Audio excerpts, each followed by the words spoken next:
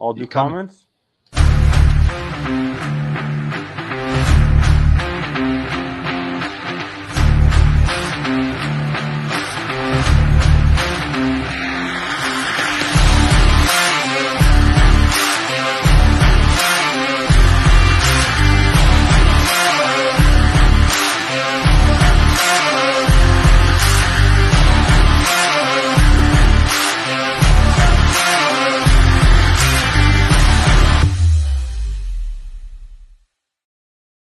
All right.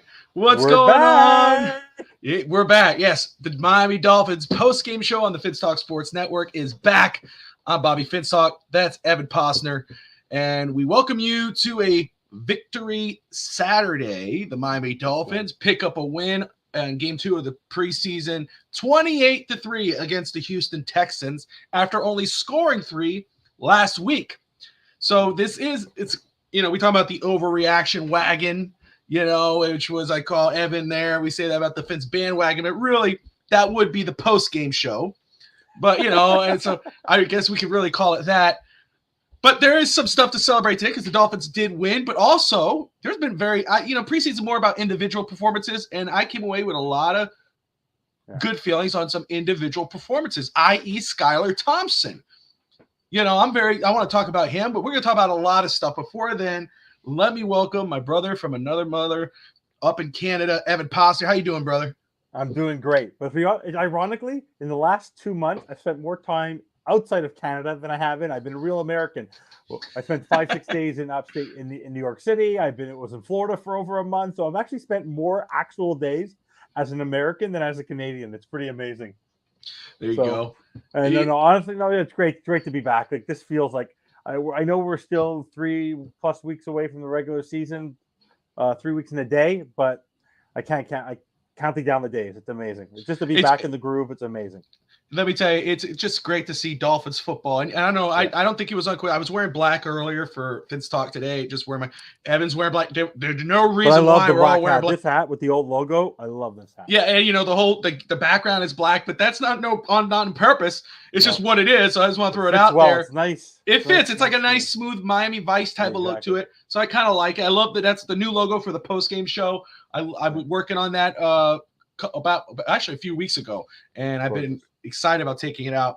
But talking about just being excited for football, we waited. It was 4:00 Eastern time. We found out Tua was going to play. He was going to start. Tyreek was out there. It was exciting. I told my son, I said, me and my son were actually wrestling. I gave him an NWO shirt, one of my NWOs. Of course, it's like draped over him like a sheet, but we're wrestling.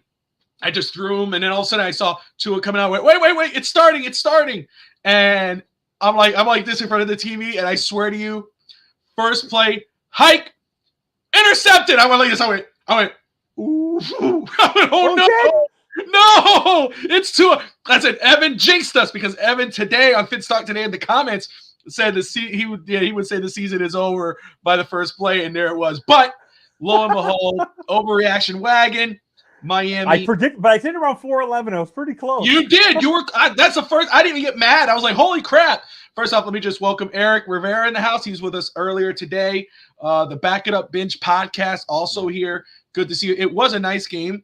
There are some blemishes. There are some things there needs to be fixed, of course. But great response by this football team. That what they did last week. They came out. Same thing with Skylar.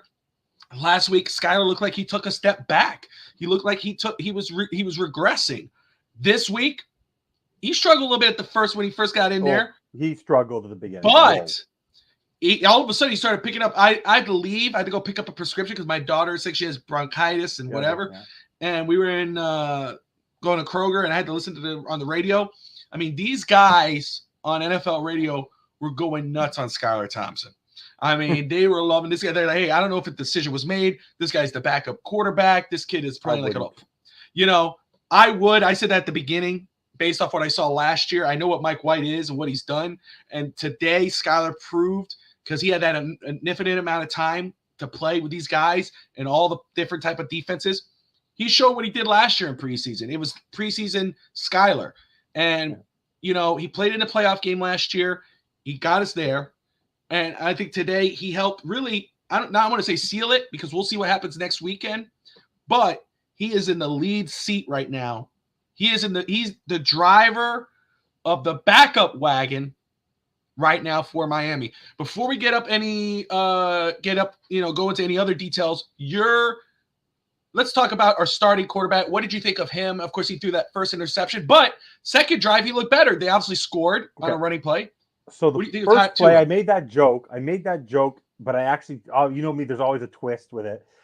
I had a feeling he'd be rusty because the man has not thrown a football in a live football game since the Green Bay game. So I had a feeling when he went around, that play was very vintage Tua of last year, where his read was on Tyler Kroft. He had all these weapons on the field, and he was going to Tyler Kroft in multiple coverage, and he stuck with his first read. So kudos to Steve Malloy that he always says he's a first read quarterback. He was on his first read there, and he was focused on getting the ball there. I'm happy that he got that out of the way. Like if he would not have played a snap in the preseason, and he had to do this in the Charger game, hell would have broken loose. Let him get it out of the way now, and he recovered. He did not get affected by it. You wonder what? I wasn't surprised that it happened. I sort of was expecting something weird to happen, but I'm happy that they got it out of the way now, and like a Band-Aid pulled it right off, and then they adjusted on the next series. And I'm happy they brought him up for the next series. And what I liked about the next series was that it was very balanced attack, that it was a mix of runs and throws, and it was quick, and they had multiple reads, and they tried different people.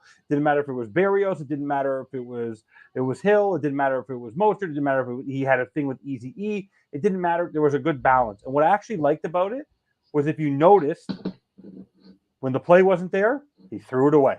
He threw the ball down. He did not let himself get sacked. He knew what he had to do there, and I think that was very, very smart on his part. It was a very, very intelligent, systematic drive. But like I said, for me, to the quarterback position, we'll get to the other positions. I'll wait to talk about one of my people who I'm going to talk about, or maybe you don't. But for Tua, that's all I want to see. I want to see a systematic dismantling of a drive going 99 yards down the field, and that's what he accomplished. So he accomplished what he needs to do. I don't think he has to play another game until regular season. With Tua, he did. It was like you saw every version of him in that. Let me tell you what I did see out of him, though, that I was very impressed with. Okay, yes, you brought up a great point, and that's what Steve always talks about. Arm sleeve is amazing. That's sick. But one thing I did notice. I mean, obviously the second drive was great. He was, pinpointing and kind of little by little tearing up that defense. Of course, he didn't come away with any touchdowns, but it was a running attack, touchdown, rushing, which was pretty good to see. A touchdown's a touchdown. You come away with a drive. But I noticed something that maybe not a lot of people are talking about was the way he fell. He got hit, and he came down. His head never bounced off that floor. He did exactly what he tucked his chin in, kept his up, and never hit his head on the ground. I came away impressed with that. Yeah. Got right back up, kept going. So that's something that's promising to look. Read the article. That Marcel Louis-Jacques posted about the fact that he briefly interviewed and how the different staff members, the medical staff have been involved with the Dolphins. They've been going to it, and they're trying it out with all the quarterbacks. Like, it's made a very, very big difference in terms of the routine he has and the coaches explained. They want to stay anonymous at this gym, but it was very interesting read to learn about what was going on. Absolutely. And it just, again, talking about Skylar today, let me go over what he has done today, what he finished with. 15 of 22, 157, and 3 touchdowns. Okay. I don't like the sacks. I don't like the way he handled the sacks. And again, to me, I agree with you. At first, it seemed like, just like how when Tua started out today, and, Skylar came in, he didn't look comfortable. Offensive line was not being helpful. Offensive line did look better as it went on, but Skylar looked a little nervous. As the game went on, you saw those rollouts. You saw what he was famous for in preseason last year. And there was a lot of good passes, especially that last touchdown where he got in at the end zone. It was like, I don't know, it was like 15, 20. I don't know what it was, but it was really nice. I came away very impressed with Skylar today. What did you think of Skylar Thompson? I still feel like the one he's suffering as a second-year quarterback, he's as bad as Tua was last year. He does not get rid of the football. He's a bigger guy, so I think he thinks he can handle it because he can move around a little bit. Because he's a pretty mobile quarterback for a big guy. But overall, that first set of 1 or 2 drives, I know Will Anderson mauled over Savon Ahmed. Like, that's a play where Ahmed doesn't even stand a chance. That's where you need an Ingold to be blocking, not Ahmed. We'll talk about him after. But no, as the game progressed and he was finding his key weapons and how he was having a balanced attack, I was actually impressed. I'm not exactly sure what happened with Mike White because I wasn't there for the whole game. I was following it. He never played. Yeah. No, but they showed that he has a sack for minus 11 yards. So I don't know what that is for in his rating. So he had some snap. I don't know what it was. But at one point he was there because they say he had a sack for 11 yards. I don't know what that was. But at the same time, you're saying how Skylar is number 2 right now. I think next week will be the majority of the game. If not, it will be Mike White. I think that will be the final decision between the two. Yeah. And if he has a very, very poor game, very, very poorest game, you might see them. I don't know how much is guaranteed, but you never know. They might cut him. They might bring someone else in. I don't see them putting him as the third. I don't see him as the third QB, paying him $4 million, $4 million. That's definitely not something I see them doing. But he wrote Skylar was up for control. Is that when White went in? Probably, maybe. And that may have been when I was probably getting in the car, getting ready to leave to go take care of him. Yeah. But okay. Anyways, when they took the Skylar out for a bit. So it wasn't really on White. It was more of, hey, this is the Skylar game. We'll get to some reps, but let's see what we have in Skylar Thompson. It'll be all of Mike White's game next week. Next week will be, he might have the whole game. And again, and I agree with you. First off, again, I talked about it on Fitz Talk today. I'm not comfortable with our backup quarterback situation. I'm very happy with Skylar today. If it's between those two guys, I'm going with Skylar. I've said that even before the preseason. But go ahead. I want to make a very key point. I said this last night on FUBAR. I asked the question about who has top O lines. Most teams who have top quarterbacks, the backup quarterback section of the NFL is not great. Because when you think about it, the first top, like we always talk about how there's really only 15 or 16 great quarterbacks in the NFL, and the rest of them are journeyman quarterbacks who bounce around. You never know what team they're going to be on in a given year. And then there's the backups. So when people think about it, I think it's a lot of it has to do in the end with the system, like we talked about last year. Because I understand the Chiefs are a juggernaut, but when Chad Henne had to go in that game when Mahomes was pulled out, he drove his team down 100 yards. And Chad Henne, we have many sad memories of Chad Henne in Miami. So my point is that if the system is built for a quarterback, a lot of quarterbacks should be able to run a system, right? So I'm just going to tell you that for me, there's probably 15 quarterbacks that we'd all feel super, super comfortable having on our NFL roster as our starter. So imagine the rest of the league having to go with unproven journeyman quarterbacks. And then there's the backup teams. Like, that's where I just want to make it clear. Like, I don't think we're ever going to be ecstatic. We were happy about Teddy Bridgewater. He ended up being a disaster. The only time we were happy, but we were losing because that's all he's done in most of his career, and he was great because there wasn't as much pressure, was Fitzpatrick. But Fitzpatrick, you knew you were going to get very ugly in certain games. You were going to get 3 or 4 interception games while you got some insanity in another game. So I will say we have 2 solid backups. Look what happened to 49ers. 49ers don't know what they're starting with Darnold. There's for example, right now, if you were to tell me tomorrow, would you be more comfortable starting your season with Sam Darnold or Skylar Thompson or Mike White? It'd be a toss-up. You might say after tonight Skylar Thompson. But my point is that what's Sam Darnold proven? Well, he was a disaster in New York. He was a disaster in Carolina. He's there as a backup. Hey, Daniel, but he might be forced to start. No, we have not heard any update on HA. Well, it's a shoulder. Imaging on his shoulder tomorrow. Tomorrow. There you go. I haven't brought that up. Forgive me. That's a good point but one thing I will say about if we were talking about backup quarterbacks and what options could be out there right now if Miami had to make a move because they're not comfortable. And again, I would feel a lot. I'm not talking as a starter, but 1 game, 2 games. Okay. Well, I forgot who brought him up in the comments, Andy Dalton, but the 2 names that are free agents that I looked at, I said, yeah, if this was a backup situation, Matt Ryan, 38 years old, yes, but we're talking about a potential future Hall of Famer. And then we're talking about Carson Wentz. Okay. Yeah. And these are, I'm talking backup. I would feel a lot better if you came in next week, the Dolphins came and said, hey, we signed Carson Wentz and released Mike White or whatever. I'd feel a lot better that God forbid Tua goes down, that we have that because he could win you a game, maybe 2 games. Not telling you start the season. Not talking. I know I can understand an eye roll the whole season, but those guys I'm more comfortable with right now with the situation. I'm not today though. Very happy with what I saw from Skylar Thompson. Last week I wasn't impressed at all, really, with Mike White and Skylar. This week, Skylar Thompson really did a good job to kind of ease my fears. We'll see what Mike White does next week. I think you're absolutely right. Mike White will get most of the opportunities to start next week, most of the snaps, probably every snap, and to have an opportunity to compete. And if he doesn't, you might be right too. We might be looking at a cut and saving money and go get another backup, somebody cheaper, But so let's talk about the running game. Okay, because Daniel did ask about A-Chain, and I gotta say, played solid, played okay today, but the running game in general did really well. How about Savon Ahmed? He had 12 attempts for 99 yards. That long run was phenomenal. It was a beautiful run. It wasn't like a broken play and he took advantage. No, it was all him. And then he had 4 receptions for 32 yards. So what we were saying last week about Gaskin, Ahmed came around and said, hey, look, don't you forget about me. And, you got, what about, Raheem Mostert, who's more than likely our starter, 6 rushes for 30 yards, 5 yards per carry and a touchdown. He looked nice. Christopher Brooks, he keeps making himself, I saw him all over in camp. I was reading about him, been very impressed with him, saw some college thing on him, love what I see. But in preseason,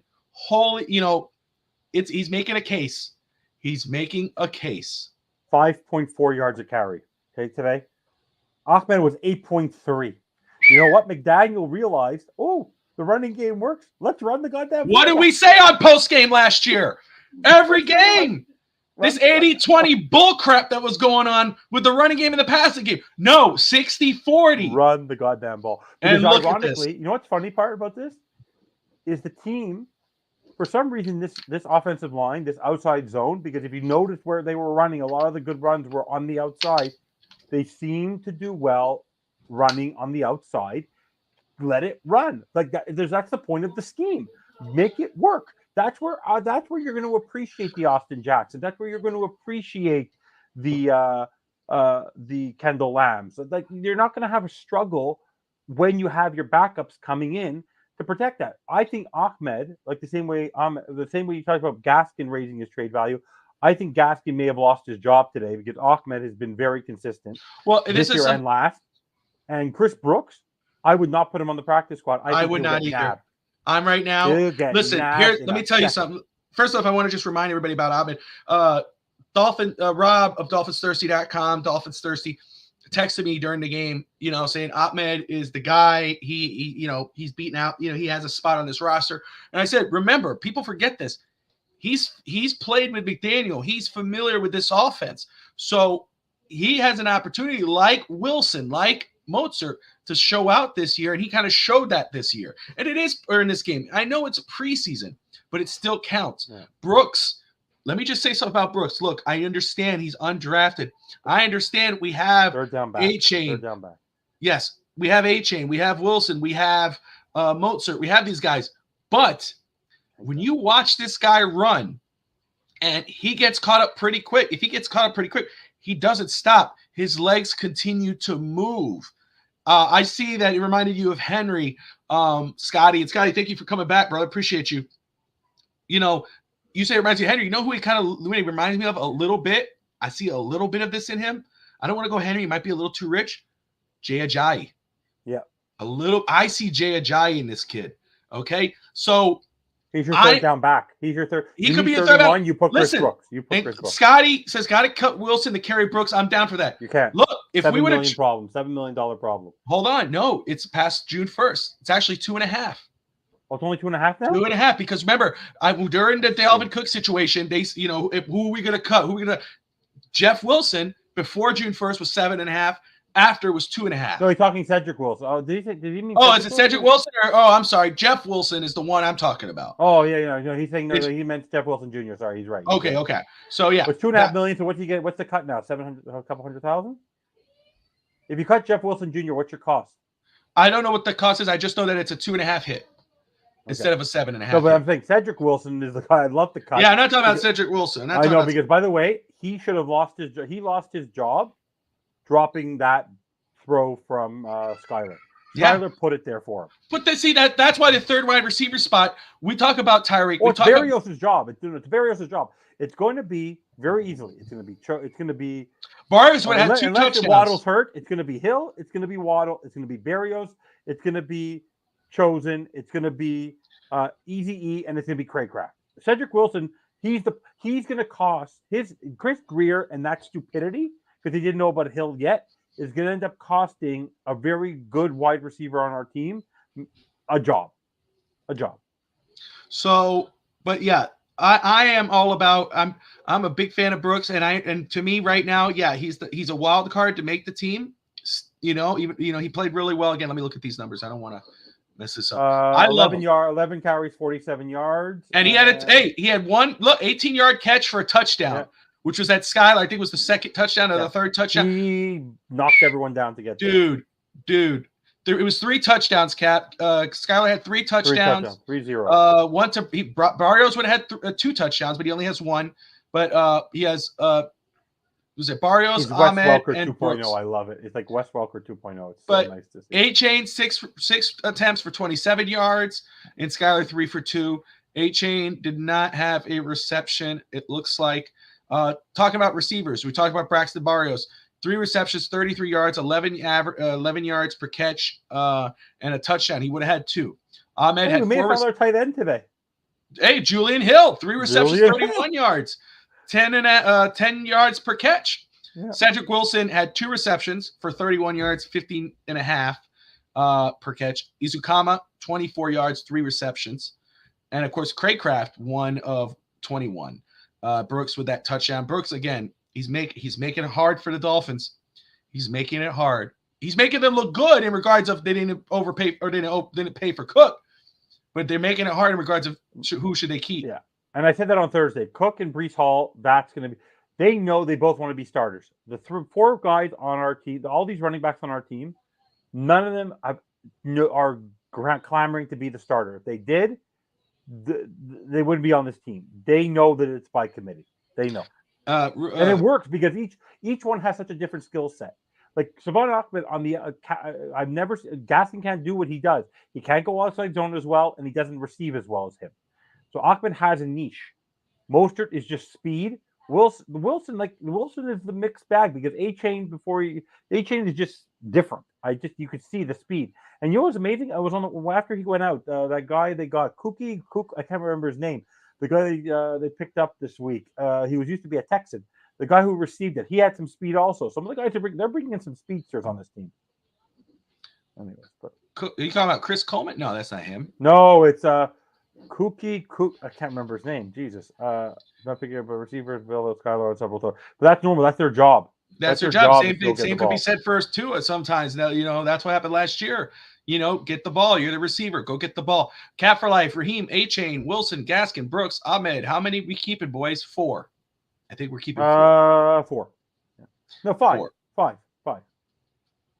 You including Ingold?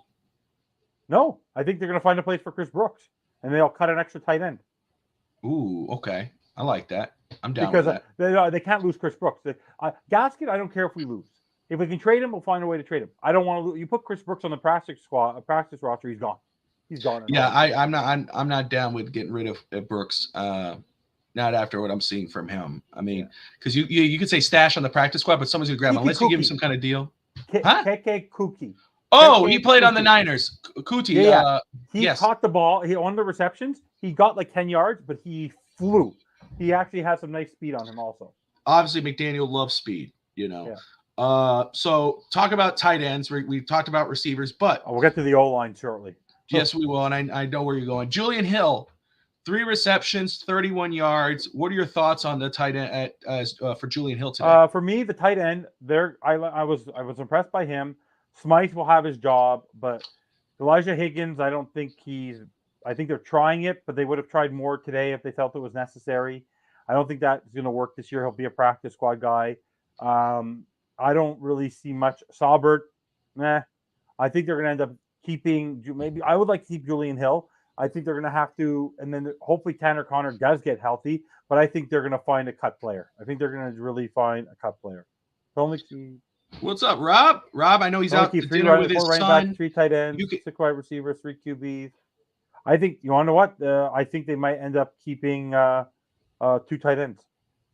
Let me just say, honestly, if I had to start the season today, I would do Julian Hill, and I would do Durham Smythe, and I cut the rest. Honestly, I keep 1 extra running back because in terms of blocking, Ahmed can't do it. You need, if Ingold's not there, you have to keep a Chris Brooks out there who's bigger, or someone to help with the blocking for sure.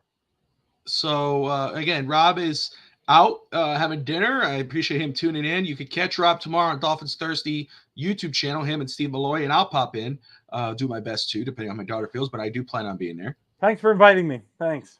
Oh, you're always invited. He's not going to do that to you. You're such a grouch. Let me make sure. Let me see what he's with Vogel.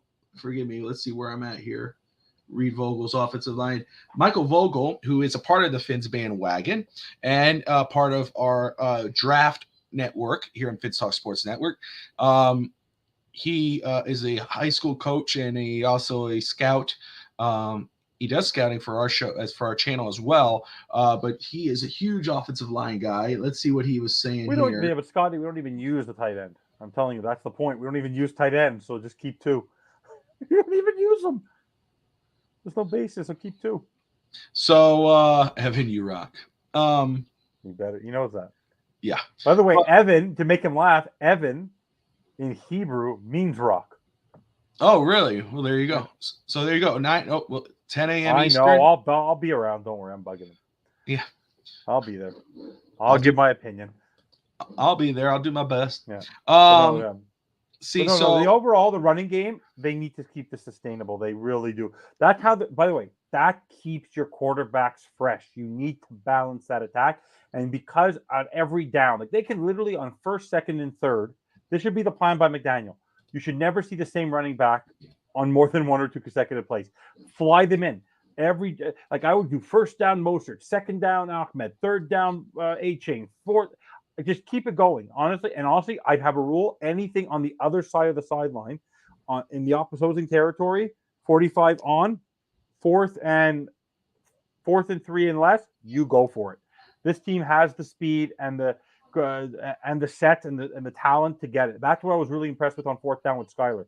The ease and the comfort this team has on 4th down to get the ball out quick was really impressive. And I love Easy E coming out of the backfield again, even on receiving. It works. It works. You're always going to get 3 to 4 yards from that, 4 to 5 yards on that play every time. So we're going to move to O-line right now, but I do want to say, everybody who's tuning in, thank you so much. You're watching the first episode of this season, Miami Dolphins Post Game show on the Fins Talk Sports Network. That's Evan Posner. I'm Bobby Fins Talk. That's Evan's daughter. That's my daughter. Wave, Daddy. Everyone can see you. Wave. There you go. And guys, if you want to talk Dolphins with us, if you want to give your points and see maybe we missed something. What's your thoughts on Chris Brooks? What do you think of Skylar Thompson? Are you thinking Mike White is the sky, or do you think they need to go out and get somebody else? Anything, go ahead and pop on in. I'm going to drop the link right now. You're more than welcome to join us, and let's talk some Dolphins football. Offensive line. So Armstead is gone until week 1, hopefully. He'll be there, though. But I'm telling you, I'll make a guarantee on this show. There's no chance in bleep that Teron Armstead misses week 1. There's no chance. So I'm going to let you take the ball with this to start us off, okay? Talk to me about the offensive line and talk to me with what I know what you want to talk about. Okay. So the offensive line, people could be really difficult on them because they did get to the quarterback. There was 2 sacks. The play on Ahmed, that was just a broken play. Will Anderson just had open space there. That was a misassignment. But overall, the offensive line, they helped produce 205 yards of rushing. You can criticize them all they want. We have to look back at the stats last year on the fact that they sometimes they might be poor on pass protection, but on running protection, it's working. So on the outside zone scheme of actually running the ball, it's actually working. So I wouldn't actually question that right now. I was actually impressed by that part. I actually didn't mind the offensive line tonight from what I saw, because it happens. So like I said I mentioned it on FUBAR last night. there's maybe one or two good teams that have an elite offensive line, and over time, you need to have two stalwarts. If we can have Hunt and we can have Armstead fully healthy, and Jackson is figuring out what he's doing and he's actually earning his job. I was okay. I'm very happy with Kendall Lamb being our swing tackle. I'm high on him. Robert Jones is going to be a good backup. Dan Fee didn't cause any problems today. My number one problem on this O-line, I'm going to say it till I'm blue in the face because it was the one thing I was negative about last year. God forsake Connor Williams the snaps. He did it on Thompson. He did it on this. And I'm telling you, a second-year guy who wants an increase, every time he throws a high snap, he loses $1 million in his contract. Honestly, I agree. That second play on Tua, which almost turned into a safety, was all on Connor Williams. And on one of the first plays that Thompson had on the sack was on Connor Williams. How is it that he continues to struggle snapping the goddamn football? It's unbelievable to me because he hasn't. You have to be. That's why for me, and I even said to me, if you can't find the right tackle, I understand he's gotten a lot of penalties. If you can't find the right left guard and you're not comfortable with Wynn, go find a center. Put Feeney at center, or go find a center on the who might get cut, who's actually a decent player, and move him back to guard. Because that for me is unbelievable. It's inexcusable because that is what's going to get potentially for me less than the pass protection. I think this kind of a play is what Tua is going to. It might cause Tua to get hurt because what's going to happen is he's going to shoot over his head. Tua's going to go jump. Tua's going to go run for the ball, and then Tua's going to be his back is going to be turned, and he's going to get pounded. And then he has no way to fall.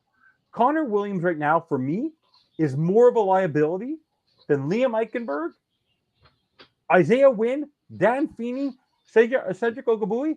He is my number one disappointment for $7 million. This is your second year as the center. You've been an NFL offensive lineman for multiple years on great offensive line. Figure out how to snap a football. Go get a tire, tie it to the tree in your backyard, bend down and shoot it and do it 100 times a night for all I care, but learn how to snap the goddamn football because he did it twice today and it's freaking preseason and he's a veteran. He's not a rookie. I'm very unimpressed by Connor Williams by that part. He has to figure out how to snap the goddamn football. It can happen once in a blue moon. The ball if it happens in a rainy game or in the snow, I understand.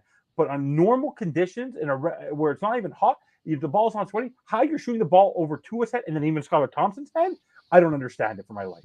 I don't understand it. But put Blake Ferguson there for all I care. Blake Ferguson, when he passes a punt, looks great. So that's my point. Do you think the rankings are flawed when they had him as one of the top centers in football last year? Yes. You think so? I know it's the same. I'll give you the fair comparison, and all these guys played well. Olave played well. Hayes played well. Hayes played well. For me, he got the sort of treatment that Xavier Howard got last year. Xavier Howard had not having Byron Jones there, and he made the Pro Bowl. It's one of those guys that in any sport, if you've proven to be a star in the league or a great player in the league, you're part of something great, they all of a sudden assume even if you have an off year or an average year, you still had an above average year. So for me, I like Connor Williams as a veteran on the team, but the number one job he has before anything else is to snap the football. Okay, but can we remember also that this is his second official? It's actually he only played it 1 year. Then don't put it on him. Put it on McDaniel, Butch Barry, and Frank put Smith it on McDaniel. Putting him in the wrong place to succeed. But he has. Last year, he was one of the top centers in the NFL. He was off a few bad snaps, but he was one of the best centers in football. That's why he's great after the snap. He's not good before the snap. Yeah, and that's something they need to work on. He did not start as a center. The Cowboys played him a little bit in the preseason 1 year and tried him out, but they kept him at left guard, and he was maybe I think he was the 14th ranked best guard in football. But he got benched for holding calls. Got a lot of penalties at the guard position. Part of me, Bobby, wants to personally remove the shotgun. I understand that's how we do it. I'd rather not go shotgun. Because that's where it happens. That's what happens. It's miscommunication. To me, it's miscommunication. Because if you look at that play, and I have to look back at Tua wasn't ready. He wasn't ready. He was not looking. So it was a miscommunicated play. He wasn't under center. It was a shotgun play. So for me, it's like, look, I understand the frustrations, especially when you have that PTSD on what happened last year with certain plays or any kind of situation. But at the same time, we have to recognize this is his second. He's going into his second year as a center. He was one of the top centers last year. Yes, he was a lot better after the snap. That means, guess what? Coaching, get with it. Teach your guy how to snap the ball correctly. Let's not fix what's not really broken. The center position is not broken. Left guard is broken. But hey, let's put Connor left guard and let's go put Isaiah Wynn, who played played guard and tackle, failed to tackle. Let's put him at center. No. Go out and get a veteran guard or draft a rookie guard. Don't put Eichenberg in there and keep Connor because Connor's not broken. He was one of the top centers in football last year. So I understand snaps, PTSD, we get a little nervous and all that. But again, I put that on coaching. I don't put that on the player who's only played one season under center as a center. Yeah. And in theory, why doesn't Terrence Jones doesn't show up? The one thing frustration for me is in theory, the offensive line has two coaches.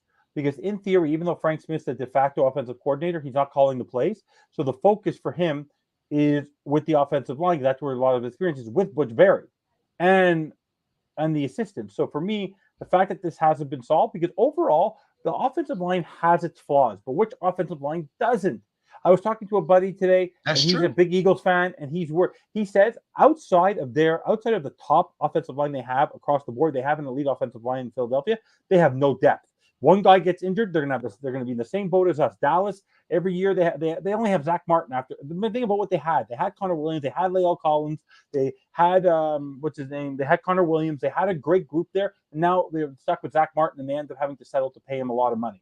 So in the end, with Armstead is what moves it, but in the end, I'm not going to be hard on the offensive line as a team tonight because they're playing all different players balancing out. But this offensive line generated 205 yards worth of rushing in an outside zone scheme. That is very impressive. That is very impressive to me. You look at the running game, and we're very happy with the running backs, but the running game attributes to the offensive line. So I came away very happy. And again, I saw some hiccups at first as the game started with the offensive line. It got better as it went. McDaniels brought Butch in, so Frank Smith doesn't have to work with the O-line. He said that multiple times in pressers. Yeah, but I don't believe him. He doesn't. I don't believe him. He don't. No. I mean, of course, he's still going to help him. Like Butch Berry's not there on an island by himself. He's worked with these guys before. Of course. Look, Frank Smith is the offensive coordinator. He's going to have a say in the offensive line. Wasn't a fan of her when I heard he left, and when he left Denver. You know what? Yeah, no, but no Scotty. one... No, but Scotty. I understand that, Scotty. But I will say again, sometimes a new scenery helps, and maybe a boss who, like McDaniel, might be easier to work with and give you the freedom to actually do your job. I don't know what the situation was in Denver. I'm always like, look, I know what I wanted head coach and all that whatnot. But when somebody gets hired or is onto the team, I'm not about, this guy's going to be trash. Look, he was trash here. Hey, he might be better here.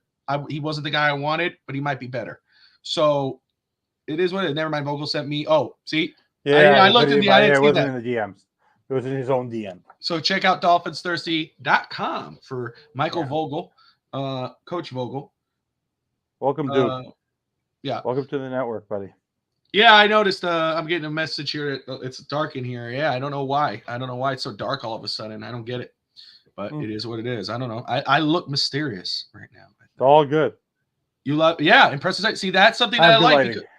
Because, but I thought, he did very well, and it made me feel better again about depth. He's an undrafted player. That's me.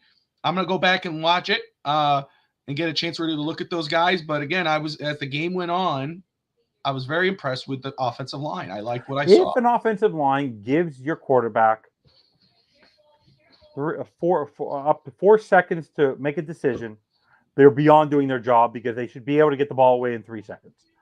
So, and the running game was great, and then you just have to get rid of the ball. In the end, the only time the offensive line did not look great was when sometimes the quarterback did not hold on to the ball. You knew right away that they were trying to make a play and they should just get rid of the ball. That's all I want to hear is get rid of the ball, because I'm totally fine with throwing the ball to the ground. The only one I didn't like was the intentional grounding. He knew right away that was one penalty. That was the only thing I didn't love about Skylar Thompson towards the end of the game.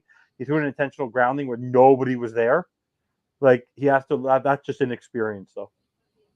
So moving on, offense. Let's talk about defense, man. What do you think of defense today? Okay, here are my stats. Oh, by the way, one thing about third down, about the offense before we go. 9 of 15 on third down. That was very impressive to me. They were 9 for 15 on third downs. That's an impressive stat for the offense. So congratulations to the offense on that one. So speaking of third down, 2 for 12 on third downs. That is a stingy defense. Last week, 227 yards of total offense, even though we lost, doesn't matter. Today, 186 yards of offense. Okay, it may not be a fancy defense, but it gets the job done. And Vic Fangio has this team playing, and I don't care if it's Mitchell Agude. I don't care. Did you see David Long come out like a missile? Did you see that hit? I did. The quarterback. That was phenomenal. Let me very quick answer Harrison's question. Harrison is my younger brother, my baby brother. Ralph is asking what happened to A-Chain. A-Chain hurt his shoulder. He's getting some imaging done, see the severity, but I don't think it's too severe. He got off on his own power. Scotty says, name your 8 offensive line guys for please. I'll so for let me, yeah. No, you go ahead. I said I'm going to wait. I talked about it before the preseason. 8 straight? Yeah, hold on. I named mine before the preseason. I'm going to wait till the end of preseason to I'll do my name final. now. But go ahead. Go left to right. You have Jackson. You have Hunt. You have Williams. You have what do you call it? You have Robert Jones. You have Teron Armstead. You have Isaiah Wynn, and you have Dan Feeney. And then that's just going to be what it's going to be. Sorry. Back off. I will take away. I'll back away. Before Dan Feeney, obviously it's Kendall Lamb. Dan Feeney might be stopgap, but for me, I've been very high on Robert Jones. You know that for years. I'm a big fan of Robert Jones because I think he can play all positions. But it's Kendall Lamb. So it's Kendall Lamb, Teron Armstead, Robert Hunt, Connor Williams, Austin Jackson, Kendall Lamb. I said, and then Isaiah Wynn because he's a. Who's your left guard? I'm sorry. My left guard starting tomorrow? Yeah, if you were doing the offensive line, you got Armstead at left tackle, centers Connor Williams, right guard Robert Hunt, Robert right Jones. tackle Robert Jones. You got that, and, Kendall Lamb is my swing tackle. So let me just say, in regards of, you're not too far off. Again, I'm going to wait till the final, but Kendall Lamb is your swing tackle, and your guard or swing guard, or whatever you want to call it, is Dan Feeney. Go ahead. Can you put Michael's back up there? I'm sorry. Missed that part. Armstead, Hunt, Williams, Wynn, Jackson, Jones, Olive, Allen, Jones. So there you go. So that's your starting offensive line. Then you have your 3 other guys back there. Robert Jones, Olive. For me, Robert Jones, honestly, has been the least consistent across the board. I just like him. I just like him. I think he'll get some great develop. He'll develop much faster than Eichenberg ever will. Like Eichenberg, honestly, is going to end up on the practice squad. He can't be on the roster. He just does not fit. I feel for the kid. I really do. I don't. I just don't get it, dude. I don't because at least Austin Jackson. Everyone has said during the practice, Austin Jackson has held his own. William Eichenberg has crapped the bed every chance he's gotten, and he's ginormous. I don't know how he's struggling because he played at a very good college. I don't know why he's struggling in that sense. But for me, Dan Feeney sort of goes with Mike White. If they both make, if like one is the start, like I could see them playing a lot together when he's on the field because they have a connection as well. That's true. That's fair. That's a good point. When we get to the but you're going to say but defense. The one thing that was actually surprising, I'm actually surprised people. You want to know the number one concern for me? They can't get to the freaking quarterback still.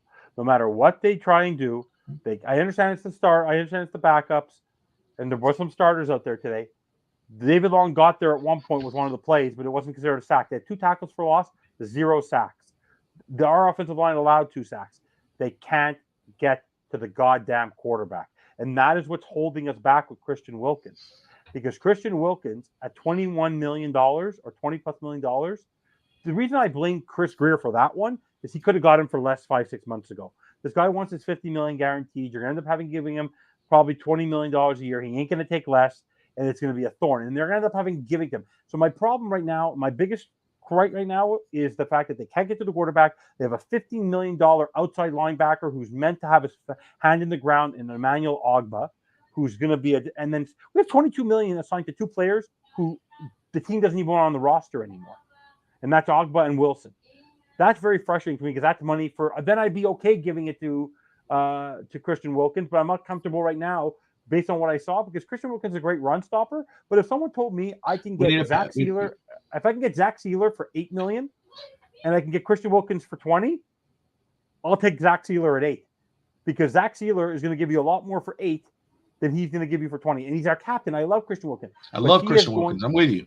He might save us on the cap this year. It's going to hurt us next year unless we figure out the signing bonus. I don't know how it's going to work, but that's, for me, that was my number one concern with Christian Wilkins. He's great against the run, but he's part of the problem we have tonight. We don't get to the quarterback. Hopefully this changes when they maybe let Phillips play with Chubb next week.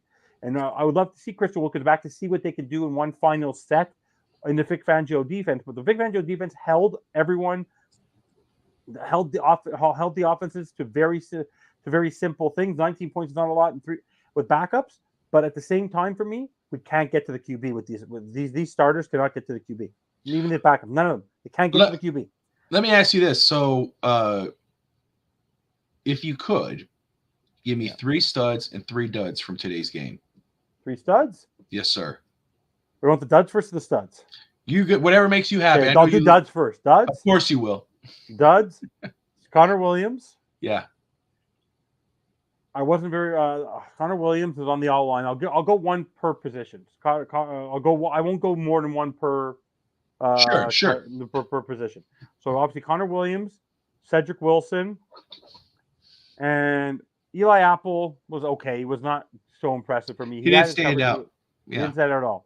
But when he did, he was he was there, but he was not great. On the studs, I'm not going to go with the QB because I'll let the QB go to you. QB, I think, still needs to get rid of the ball. I'm going to laugh. For me, I'm going to make you laugh. It's going to be Berrios. It's going to be A-Chain. And it's going to be Jason Sanders for not missing an extra point. Because I'm telling you, he's looked good. The 50-yarder last week for me, I'm going to be hard on him. It matters to me. In the games that we're going to be playing, every single point is going to count. Every single point is going to count. And Jason Sanders has had no competition, so he could just take it easy. And when he's had to kick the ball every single time, he's made it.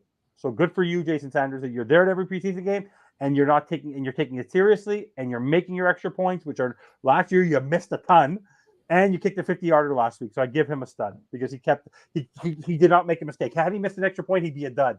Because for me, I expect 90% field goal percentage from him, and I expect 98% extra point percentage from him this year. Because I guarantee you, if he misses one in a game, the first field goal he misses, 50 yards or more in a game that's tight, we lose the game by 2. There you go. Let's see. Scotty says Ahmed stud, Barrios stud. By the way, I love Braxton Berrios. The running game. The running game was stud. Yeah. I give the running game a stud. Just all of them on there is a stud. Yeah. Skylar was a stud. 2 on his second drive was pretty stud out. Barrios, you got it. Barrios, again, he would have had 2 touchdowns if he didn't get tripped up. Chris Brooks. No, we're not wrapping up. You can join if you want for a few minutes. No. You're good to go. If you're good to come on, hop on, brother. We're just chilling, my man. I mean, it's all good. You anyone who's welcome to come on. More to talk about. I don't know what you're up to, brother, but you're more than welcome to hop on too. Shoulder imaging. They're working on his shoulder. Some imaging. I'll talk about the coaching staff too because I want to get to them also. Oh, roll out, brother. Go ahead. I know you want to. No, but for me though, we'll get to them. But no, for me, Berrios for me is Wes Welker 2.0. I love that kind of receiver, and we need that there. I don't want to see Waddle, and I don't want to see Hill out there. I want to see Berrios has hands of glue. He doesn't drop much. He can return kicks. He's a no-nonsense player. He's great for me. Like, that is one player I am ecstatic to have on my team. When we lost, every time we played New England and I saw Wes Welker, I went like this. Every single time I knew he was going to kill us. The Julian Edelman type, the Wes Welker, we need that player on our team, and I love it. I just love it. Well, and I think what's good about Barrios, too, is that he's a veteran. He's been in his league. He knows what to do and where to be and how to catch the ball and how to take the ball. Again, that would have been – he knew he had that touchdown. He knew it was a touchdown. He just got tripped up. Izakama, we've all been waiting for him to blow up. Last year we were wondering where he was. We're chanting Tyndall and whatever, but he is making good use of when he's given the ball last week, running the ball, receiving this week, receiving. I'm very excited to see Uzakama. I like what he's doing. Chosen has been a no-show, and you know what? He might not be on the roster either come week 1. Anderson has not done anything. The only way he makes the team guaranteed is if Waddle's not, for some reason, not ready for week 1. True. Did the tight room do anything today? Missed the game. Julian Hill. That's it. Julian Hill. Duke. Let me let you know, Duke. Julian Hill. He showed it. It was good catches. He was running. He had 3 receptions for 31 yards, about 10 yards per average per catch. You know who earned himself a job today? Who? Channing Tindall. If you saw, there was 2 plays on the same drive. The moment the ball was out of the quarterback's hand, and he was the moment the receiver was about to go get it, he was there, and he stopped 2 plays cold turkey on 1 drive. Channing Tindall looked comfortable today for me. Smythe had a nice catch and several great blocks, and that's what you don't agree about Tindall. Channing Tindall. Yeah, he looked better today. I liked him today. Honestly, didn't even notice him. I have to go back and watch. Go rewatch the drive. There were 2 good drives he had. I noticed David Long. It was hard not to see him. I mean, Tindall's fast. I'm telling you, the guy goes sideline. It's very, very quick. But Smythe is going to be your starting tight end, and because he's the best blocker on this football team in regards of tight end. Again, I don't think it's going to be 2 tight ends. I think we'll carry 3. Again, I think Croft will be 5. Is number 3. You think Uzakama's going to be your 3rd receiver? But in front of Barrios, Daniel? Not a chance. By the way, I'm comfortable. Honestly, I'm going to make a shock here.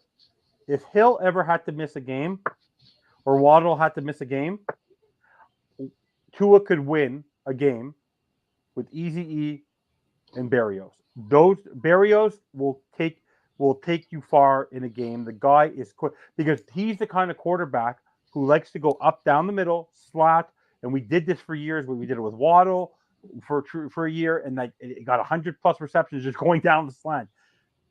I'm telling a slot receiver. I'm telling you, Barrios is going to be. I'm telling you, Barrios. I'm going to hear you first. Barrios is going to have 75 receptions this year. Whoa. Really? I'm telling you, he is going to be utilized on so many 3rd downs. The guy is going to get you those chunk yards. He's going to get you those 4 on the 3rd and 3. He is going to have. I'm telling you, you're going to have Hill with like 145. You're going to have Water with like 127. I'm telling you, Barris is going to have 75 receptions this year. I think Hank's rubbing off on you. I think Hank is rubbing off on you. But hey, you know what? Hank was close. Remember, I wanted Barrios before they signed him. You did. You did. All my guys. And I want to give kudos where kudos is due. Hank was almost right. We said how many touchdowns today? I had 2 touchdowns on the offense. He said 4, but 4 passing. He said 2 touchdowns for 1 quarterback, 2 between the 3. And so he was close enough. So you got to give him his credit. Hey, look who it is. It's Rob of DolphinsThirsty.com, the one and only Rob. What's up, Rob? Nah, it's all good, man. I can't complain. And Evan, you're always welcome. I was going to actually send you the link for tomorrow. So I'll be around. I'll be there. You know, it's all good. I'm just, like I said, today was a good day, man. The Red Sox beat up on the Yankees. It was like a double hitter because that game was rolling just about 10 minutes before 4 o'clock. Then I got to see the Dolphins do well. So it was nice. So overall, I'm mainly worried about A-Chain. If he comes out of this game healthy and good to go, to me, it was a positive day in Dolphin land if A-Chain escapes serious injury. Hey, Coach Vogel, check out my website. You just got updated. Put a link to the Fins Talk Sports Network saying you're a scout for them, and I gave a link to you on Twitter. So it's good stuff in the article. It's towards the end because I already written the article and just updated it after I got back home from dinner. But yeah, I liked today's performance. I really did. I thought all the running backs looked good. Shows me that we don't really need Cook and that we're fine. So I'm happy. So I might be overreacting on the positive side, but I just liked it. I was teasing Evan. I went and bought a hotel reservation for Super Bowl week after he said the season's over after the first interception. After we got a touchdown, I'm like, I just booked a hotel in Las Vegas for Super Bowl week. So, you know, I had to overact a little bit. Thank you again, though, Coach. You're the man. That was a lot of good info. I'm just trying to make sure what's the nice thing. I don't have that 3-window person thing right now for post game, but that's okay. Fixing it up. So I just want that looks good right there, man. You're I'll going on leave the it as fly. is. Cool. But no, so Rob and I were texting throughout the game. I know, you came away very impressed. I jinxed us on the first. You did jinx us on the very first play, and that was something that we talked about that. I said that onto the show. I go, it's gonna take like a minute. The game is gonna go boom in a minute. Overreaction. What about what you think? Okay, Ahmed, what do you think, Oh, Rob? man, I thought he showed out, and it would lessen the blow of A-Chain maybe getting hurt because he shows that he can probably do a lot of the same things. I thought he looked very good. He caught the ball out of the backfield nice. He had a big burst on that. First, I'm like, why are you handing it off there? I'm like, yes, that's why you're handing it off there. And he bumped down the sideline. And I thought it was very good. And to me, at least today, we were a lot more crisp in the running game when Tua's under center than we are in the shotgun formation. I don't know if it's just, to me, it's just we look a lot more crisp and the gains were quicker. And that's probably because of our, if we don't have the greatest offensive line, and then you're already giving him the ball so far behind the line of scrimmage, it's just, to me. And then, of course, that one running play was the bad snap. It screwed up the timing on the play. And, That snaps? The Dolphins? Yeah, I know. That I cannot stand Connor Williams with that on snap. That play. Oh, my God. He did twice today. He drove me bananas. Oh, my God. Because Skylar Thompson's a tall quarterback. You really have to sail it for it to go over his head. I like that. Tua threw the interception, then made the tackles. Here, Otani. Yeah, that's pretty good. I like that. I'm sure McDaniel probably told him, don't be making tackles in preseason. If it was like, just let it go, brother. Yeah, just let it ride. It's the warrior mentality. I'm telling you, he can't help himself. It's the sleeve, I know, dude. No, I know. Yeah, Eric Rivera. I think Croft stays and Chosen stays first couple of weeks. If nothing, then maybe gone. Again, I agree with Croft. I think Croft does stay. I think it's 3 tight ends. But in regards of Robbie Chosen, no, I not out of 2 weeks so far and camp. What I've heard from people, Rob I know has attended a camp. I don't think I can't see Chosen Anderson sticking around. At least not yet. I can't see how he beats out Barrios or even Cedric Wilson. Edge for special teams alone. That he has that special teams ace in the hole. And I mean, it's good. I mean, Cedric Wilson's going to make the team unless we can find a trade partner. Then that could open up a spot for like a Chosen or something like that. Jeff Wilson's hurting himself, the fact that he can't play. Yeah. But yeah, Cedric Wilson, though, I mean, we're going to have to eat that contract. So he's going to make the team as a receiver. So that takes up a spot. I wish some team would just offer a 7th-round pick for him. We get out of his contract, and that'd be nice. But I don't see anyone giving us anything for him. So he's going to be on the roster this year. So maybe he will have a step up. Yeah. Scotty, Smythe, Suber, and Higgins are our 3 tight ends. McDaniel drafted Higgins, and he is looking good. Higgins is a receiver turned tight end. I don't agree. He's a 7th-round pick. I like Higgins. I like the idea. I'm intrigued by it, but I can't see him making the roster. I think that's wishful thinking. He's probably practice squad at best. I see Miami not going. I see Ryan Hayes making the team before him. Ryan Hayes. Well, again, Chris Brooks. You're talking about undrafted free agent. Chris Brooks and Aubrey Miller, but Chris Brooks especially is pushing. He's making a case, dude. He's making a case. And Rob, you and I touched on it a little bit throughout our text messages. But as the game went on, he got a lot better. It showed he had that 18-yard touchdown catch, 1 reception for 18 yards and a touchdown. What did you come away thinking about Chris Brooks, man? No, I've always liked him. When who was it? I think it was one of you guys on the Fins Talk.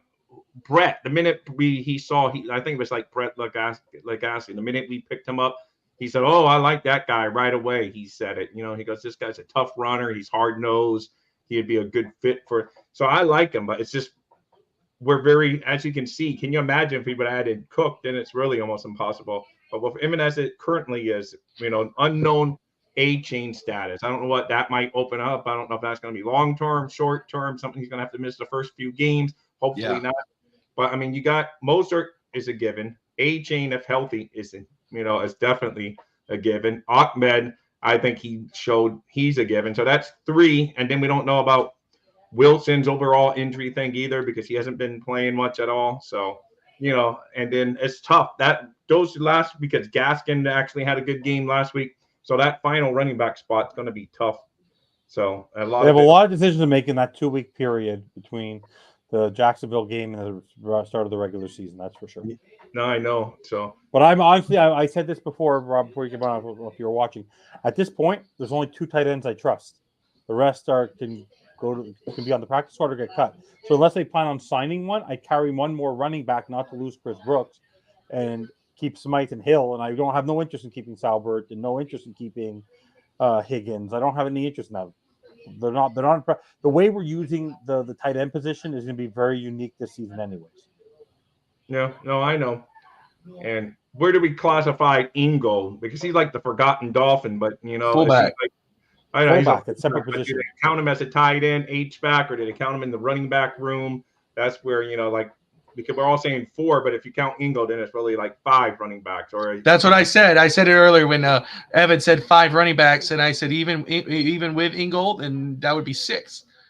And we said you'd keep 2 tight ends and keep 6 running backs. I would, the way this tight end core has been going, but you definitely need some tight ends on the team just because someone's going to get banged up or whatever. No, because Tanner Connor is going to come back at some point. Because Tanner Connor has to come back in time for him to catch 15 touchdowns for Pops. I know. I was going to say. By the way, that's worse than him saying 14-3 or 15-2. Connor Tanner is going to have 15 touchdowns. I know. Didn't we learn a lesson from Gesicki last year that our tight ends do not catch touchdowns? I know. I don't know where he came up with that. Ingold did not play today. He did not.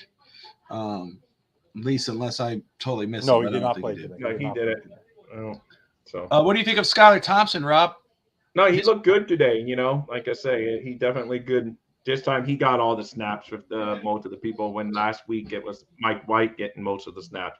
But yeah, he looked good. I mean, he looked solid.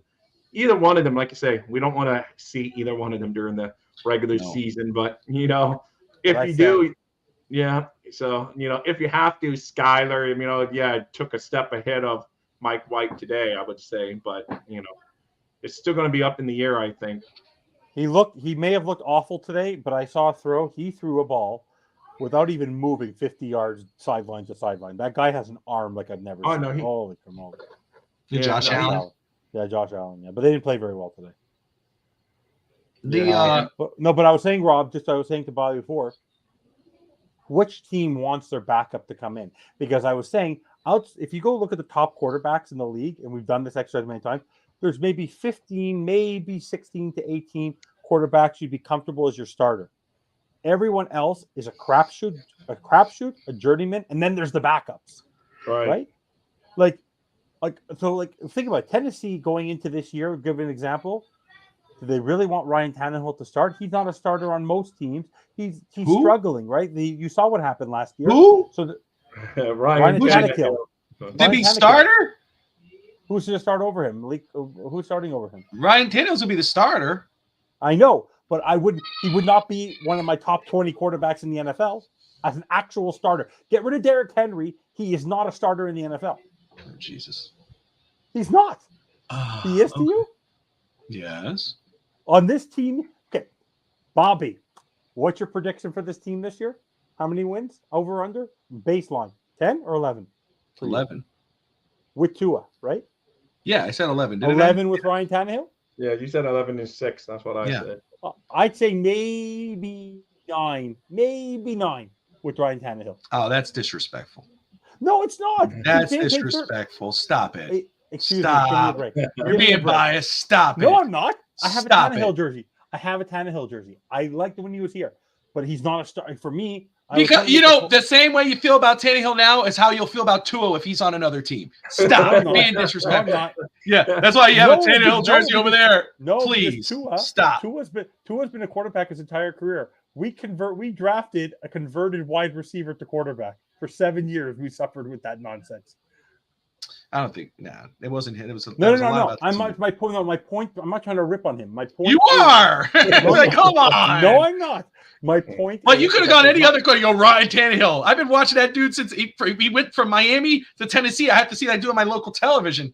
He's not a bad quarterback. My point. Well, they are doing everything to try to replace them. Well, he's at that age now. You have to, right? No, Yeah. you don't think in the Kansas City playoff game when Patrick Mahomes went out that the Kansas City fans were closing their eyes on Chad Henne, and he made something happen. Can I say something?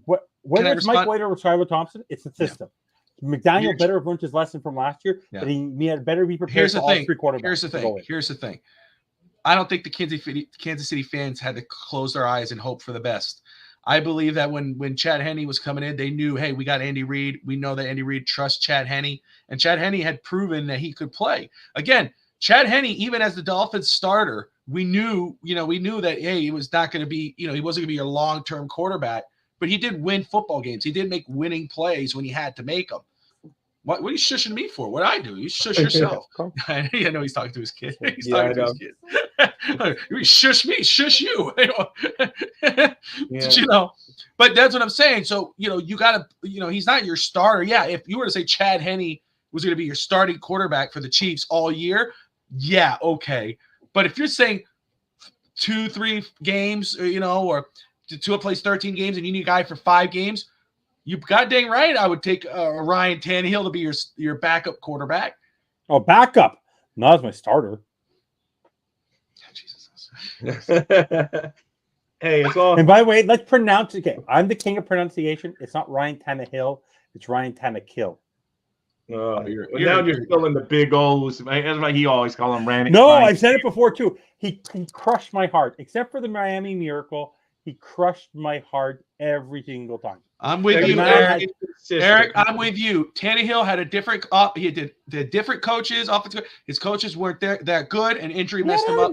I agree, 1,000%. That's why when he went to a stable organization, a stable staff, even if that was a defensive coach, yeah, he had a great running back. That's why AFC Championship, he did very well for himself. So I want to hear it. Evan's just a hater. He pretends to be Mr. Positive, but really he's not. It's a lie. No. I promise not to be a hater on the bandwagon. Post game, there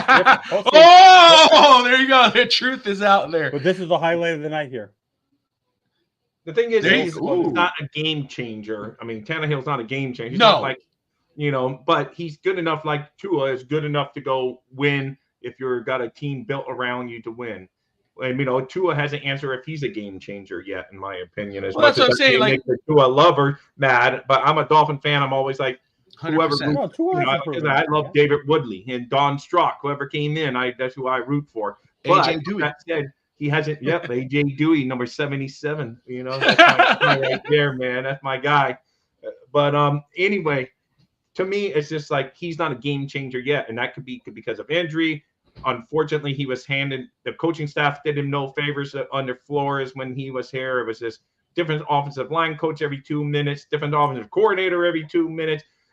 Flores putting him in way before he should have ever started, then yanking him, shaking his confidence. He should have never played his rookie year and that's such a great point. And really, Tannehill is for the Titans.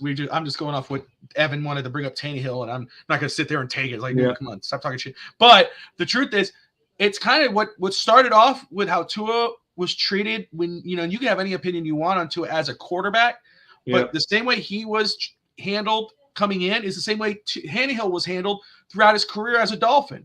Yeah. Joe Philbin and Adam Gase were failures. Gase was some kind of guru when we brought him in, even though he worked for Peyton. He was the coach of Peyton Manning. Oh, I know. You and I can go back off and said, I better go, Peyton, go throw the ball to the open guy. Exactly. It's Peyton freaking Manning. You're going to call him a guru. He was never no favor. So Tua, now he gets a coach who believes in him. He gets Tyreek. He has Waddle. You see what he can do with those weapons. You know what he can do. You know his flaws, and you know his strengths. The same thing with Tannehill. You knew his flaws and his strengths, but they never built around him. They never helped him. He's a great wide receiver. Yeah. Oh, you're an ass. We're just having. I agreed. I mean, we've had so many. I think McDaniel will be the coach in the long run. I really do. I think he's going to step up, and we finally get some continuity.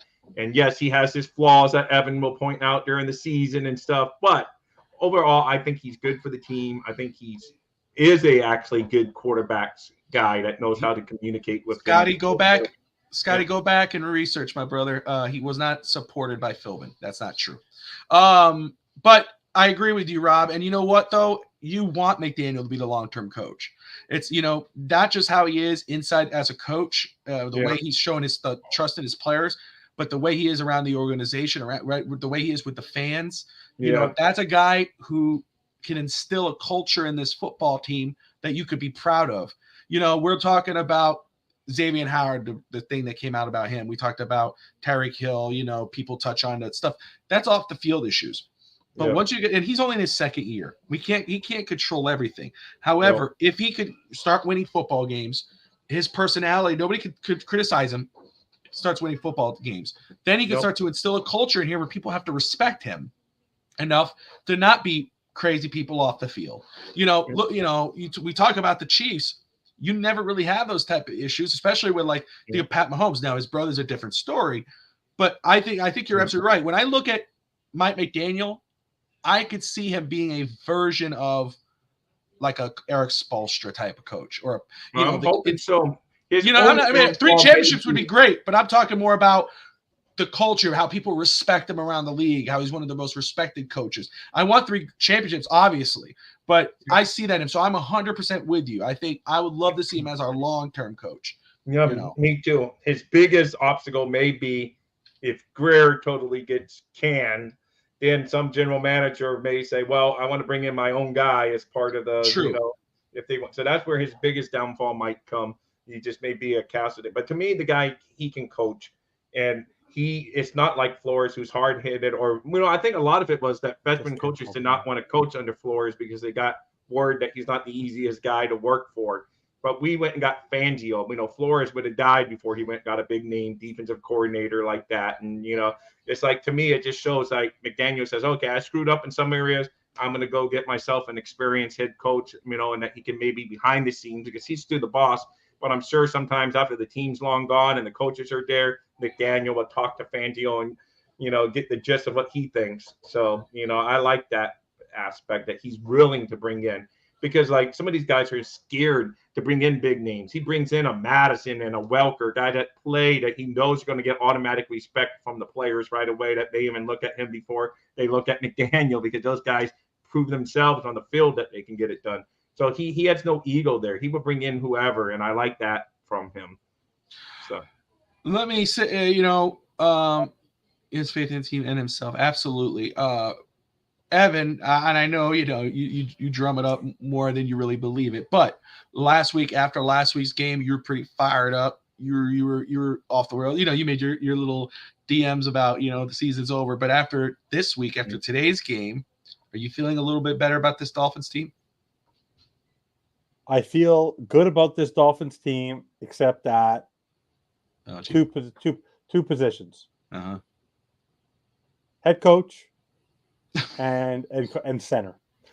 head coach, because until I see him call because for me, the number one thing with McDaniel last year, which we haven't seen, is until you can't do this in the preseason. I want to see how he calls his timeouts. And I want to see that's why I wish we could see that in the preseason. Because how he calls his timeouts and how he manages his clock. Hopefully, he's borrowing Mike. Hopefully, before each game starts, he swaps watches with Fangio, who probably has the Timex that he needs to tell time, and not that big watt on his arm. And then the center position is very concerning to me. But no, I'm much calmer. I would like to see Mike White next week. I'd like to see some other starters on the defensive side of the ball. And the only concern I have right now, which I talked about earlier, is the offense. The defense has been great. They've held each team to 227, 186 yards. It's been phenomenal, but they can't get to the quarterback. And that's concerning. A team like this where you didn't have Tunzel, you had George Fant, you probably should have been able to get to Davis Mills or CJ. Not CJ Stroud necessarily, the guy can move, but Davis Mills, you should be able to catch him. And the fact that they couldn't get to the quarterback, it was bothersome to me. They had 2 tackles for loss, but they couldn't sack a quarterback. Yeah, well, we only saw our starters on defense in for a very short period of time. But even our backups, we want to see ability to get to the quarterback. And Chubb was there at one point. And the team. Scotty's in here. He's saying 15 for 15. Phillips is going to get 15 sacks all for himself this year. So we should be good on that front. From your lips to God's ears, brother. Yeah. The one thing where I would disagree with Scotty real quick, though, is that Philbin wasn't a fan of Tannehill from what I remember that much. Exactly. He actually was trying to get Derek Carr on the Dolphins, but the Dolphins wouldn't listen to him at draft time. He wanted to take Derek Carr in that draft, and they said no. We just invested in Tannehill and whatever. So I don't know if that's all true or not, but I don't think he had the full support. To the media, yes, he wasn't as bad as Flores, because Flores was openly like screwing with Tua. It seemed that he didn't care, so, and then never squashed any rumors. Oh, they're trying to trade for Watkins. You're trying to trade for this guy, and you bench him after one bad throw. So definitely Philbin was better on the media front, but if the rumors are true that he was trying to replace him at every turn, then, it's what I've heard. Sounds familiar, Flores. I will say with McDaniel, the reason why it's I think, Evan, you're a little more harder on him is because of the type of team that we relax. Have. Yeah. I think because of the type of team that we have. Football game. Hold on. Hold your horse. A rookie head coach. That's what I'm saying. Oh. This is what hold on. Stop. Wait, Evan. Wait. What I'm trying to say is I understand why you can be harder on him, and I get it. The reason why I think you are harder on him is because of the talent of this football team. If we had the Brian Flores, tear down team where they made the playoff, made it run, and we got the 5th overall pick, you wouldn't be as hard on McDaniel because you let him go through his rookie mistakes because he's the rookie coach and everything. But because we have Tyreek, because we have third-year Tua and Jalen and so forth and so forth, this team is on the cusp of doing something. So when you see the rookie coach make rookie mistakes, or now he's in the second year, it's going to be like, no, dude, this dude needs to, he's not the guy. He has a shorter window. So I think I get where you're coming from, but I also think we have to recognize that the type of situation he is in. It's not a fair situation, but it is what it is. He has to do it. I do agree, though. I've said this before. It's a no. And Rob, I saw your message earlier, your comment earlier, and you and I agree. It's a no excuse season this year. No excuse. I don't want to hear about injuries. I don't want to hear about anything. And that really goes for the front office. And yes, I think if the front office gets cleared out, i.e. Greer, then McDaniel has something to worry about. Yeah, no, that's not. I think that's the only way that he has something to worry about. He would get 3 years like most of the Dolphin coaches do, but we can't be, we need to be consistency, like some people said in the comments. We can't just be changing coaches every couple of years and offensive line coaches every couple, weeks. It almost feels like it. Sometimes we got a new offensive line coach. So it's, good teams don't win that way, and a lot of it has to do because you're a good team. You don't need to fire your coach, but McDaniel, to me, I gave him a rookie pass last year, and I knew going into the season I was going to have to give him the rookie because we gave it to everyone else, and you got to give it to him. So because you can't give Evan a million passes and not give McDaniel some pass. I'm giving him a pass. Woo! Get him, Rob. Get him. Because I can be fair, but that's why.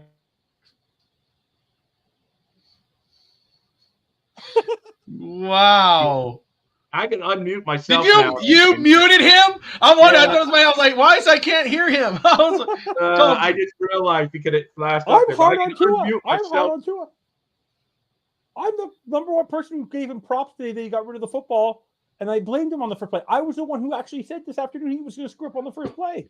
Yeah. So I know I'm a fan. I have a Mike McDaniel T-shirt. I showed it to all of you. I gave Jason Sanders his flowers today. All I want to see is, for me, the key thing for me is, and this better than anybody, he was not prepared last year. I'm impressed with what Skylar Thompson did today. He balanced the attack. If Skylar Thompson comes in or Mike White comes in, you better be as ready for them as you are for Tua. If you're not the same way Andy Reid's able to do it, the same way that Nick Sirianni's able to do it, the same way that Doug Peterson's able to do it. I understand it's rookie head coach. This year, you have no more excuses because you made the mistake last year where your backup quarterbacks in all the games that they played never threw one touchdown. They could not throw a touchdown. Everything was done on the run or a gimmick play. We could not score with our backup quarterbacks. You've had a year to look over every single video of Skylar Thompson, of this entire offense, how it's schemed. Correct it. Am I enjoying myself and watching the game today to have a smile on my face? Absolutely. But that's my number one nervous feeling. That creeps the hell out of me because I got to be honest with you. The way you text and DM, I can't imagine you texting so angry and smile. Like God Almighty, I can imagine going, I hate this team. Like God dang. But no, but hey, what happened last year? It's true. That's fair. He was the head coach of a team that a lot of people thought, not just Dolphin fans, but NFL media believed that we're going to be contenders. They do this year, especially when you have a player like Tyreek. Fact is that he is a rookie coach. He's going to make rookie mistakes. He's in his second year. And I think today showed that when Skylar was in there, he had a winning formula to help Skylar win. And that was a very good running game that started with Mozart with Tua, then A-Chain with Ahmed, and Chris Brooks. He showed a little bit of 40% run, 60% pass. And look at what Skylar did. Skylar today, and yes, against backups, 15 of 22, 157 yards, and 3 touchdown passes. 3 very good touchdown passes. No, I agree, man. And this is a year we have to be better adjust, because last year it was all fun, rainbows, ice cream, and whatever the saying is. Everything was rosy. Kumbaya. We hit the 5-game losing streak, and we can't say it was all because Tua was hurt. We lost with Tua against the 49ers, against the Chargers, and against Buffalo. I mean, he did play decent against Buffalo, not good enough to get the W. So we can't have that. We got to be avoiding those long losing streaks, because we were contenders up until that 5-game losing streak. And it's just like we went out west. It all started downhill against the Texans game last year, because we were just blowing them out. We took our starters, and then we just took the foot off the pedal. We started, they kind of didn't come back, but we just kind of started chunking to the finish line in that game. We went out west, and we just never we just never got our mojo back after that West Coast trip, unfortunately. Let me just say, figured us out. That's why we got to figure them out now, because they said, if you take this away from Tua, because he's killing everyone across the middle on these passes. So you take that, let's bump the receiver so the timing's off. And then, the 49ers did that after that first play that we got the big touchdown on, and then after that, it was downhill in that game. The Chargers copied that plan and then took it to the next degree. And, we just never seemed to get our timing back on offense after that. And so this year now, who's in charge of the offense? What's that? Yeah, it's McDaniel, but that's what I'm saying. It's on him this year to make the adjustments. If some team takes away that, they have to say, well, we can also do this. And we never did that last year. We just tried to stick with the same thing, and it wasn't working. So that's how I look at it. Let me just say this for everyone. Again, everyone, thank you all for tuning in. You're watching the Miami Dolphins Post Game show here on the FinTalk Sports Network. And if you love Dolphins content, it doesn't end after this show until maybe Monday night. East 10th Street Boys will touch on it, I'm sure, but definitely tomorrow on Dolphins Thursday YouTube channel, 10 o'clock Eastern time.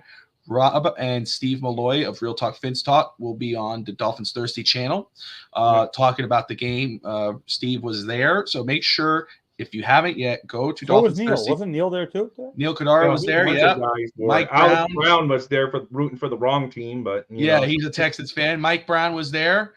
Bottoms Up, Fins Up. He was there. There's a lot of our people there are down in Houston and Texas. Excuse me. But again, if you haven't been there yet, I urge you to go over to Dolphins Thursday YouTube channel, hit that subscribe button, hit the alert bell, so that way tomorrow you could catch his show. And every day, mostly every day, sometimes there's off days because people are off. But stuff happens. 10 o'clock Eastern most days. He is live talking Dolphins with somebody or with alone. And it's always great content. So check it out. I'll probably more than likely try to do my best to pop in. I may have to step outside and do the show from outside. That way I don't wake people up because it's at 10 o'clock Eastern there, but 9 o'clock Central here. But I could grab my coffee. People are still sleeping in your house at 9 o'clock? Are you freaking kidding me? It's the song "Up All Night, Sleep All Day." That's this. The Puerto Ricans, they stay up till 3 and then go and wake up at noon. I'm dreading Monday morning because my son is in the habit of sleeping in until like this summer vacation until like noon, is waking up at the crack of dawn. Now he's gonna have to be at school. He's gonna have to be up at 6 a.m. come Monday morning. So it's like, oh my goodness, it's gonna be a pain getting the first week out of the way. Yeah, that's my kids are back in school. My son starts at the normal time he used to, and we've got him back on track. My daughter's actually done really well. Of course, she's sick now. She had to miss 2 days of school because of the bronchitis and the asthma thing she's going through right now.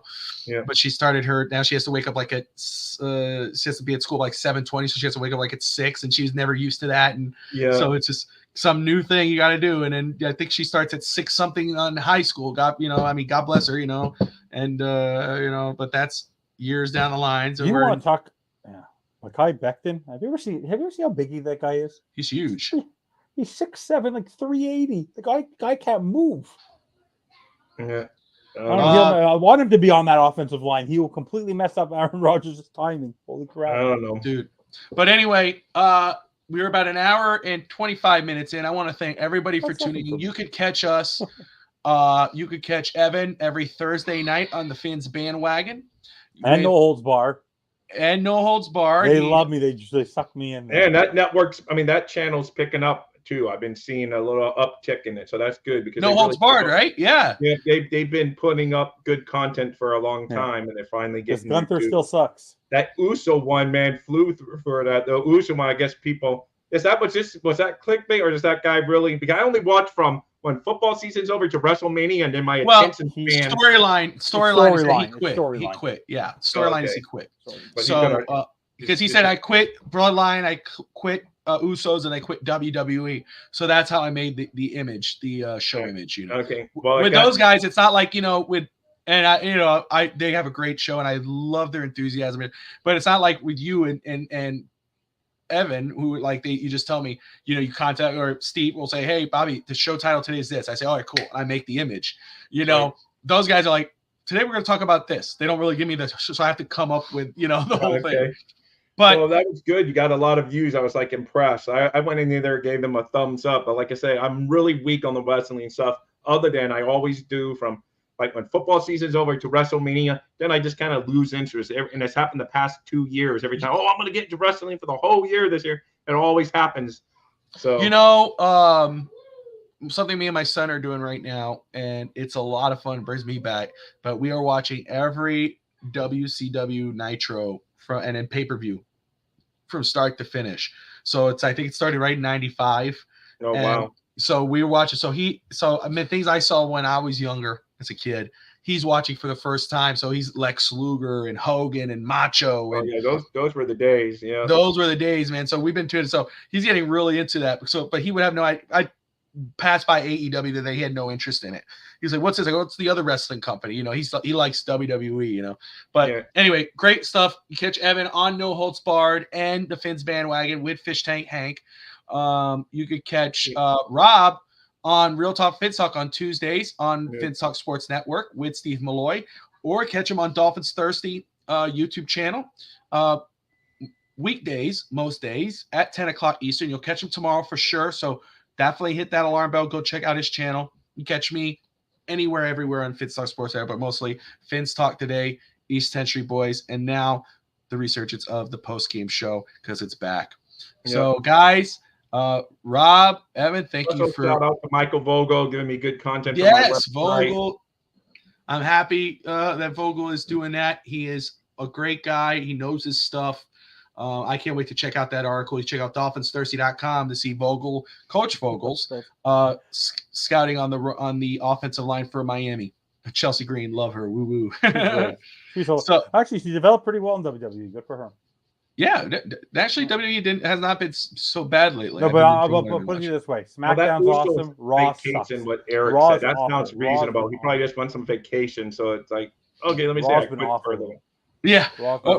Can I just say very quick, and I don't mean to make this Dolphin show about wrestling, but I'll just say I think it's been like that a very long time, Evan. Yeah. I've always been when it comes to Raw and SmackDown, I've always been a SmackDown guy. Yeah, I agree with you. I always like Raw better, I have to say, because it's live and the other one's like taped. I don't know. No. Well, that's is it live? I thought it was taped now. Is it taped? SmackDown's live on Fox. On Fox it's live. But I for me, when it was like they're not live. It's not live when there's a PLE in a very different place the day before. Well, that's true. If they don't use the same place. So like, but doesn't it just end in Puerto Rico? 2 hours though? Isn't it just like because Fox always goes to use it? It's live. It's live. All right. But let me just say this very quick. When it was that year, when they had the actual brand split and they actually respected that and whatever, you had the, Undertaker, Kurt Angle, Edge on SmackDown. You had Triple H, Shawn. That was the best time for WWE at that point. But I was a SmackDown guy with Eddie and Kurt and those guys, Hogan, The Rock, But anyway, we'll end it there. You can catch Rob tomorrow morning. Maybe me and Evan might be on there. I'm gonna do my best. Yeah. I'm Come on, sorry, I was Evan. giving For the first Steve his time, props come on, tonight. Dolphins thirsty, Evan. We want. I send you the link, Evan. Send me the link. I'll be there. And there you go. Yeah. So everyone, thank you all for joining us tonight. We will see you again next week. I think Dolphins play on Saturday, so we'll be on Saturday night. Until then, like, subscribe. Most importantly, fins up. Fins Snap up, the everyone. ball! See you tomorrow on Dolphins Fins Thursday. up, Dolphins #1. There you go.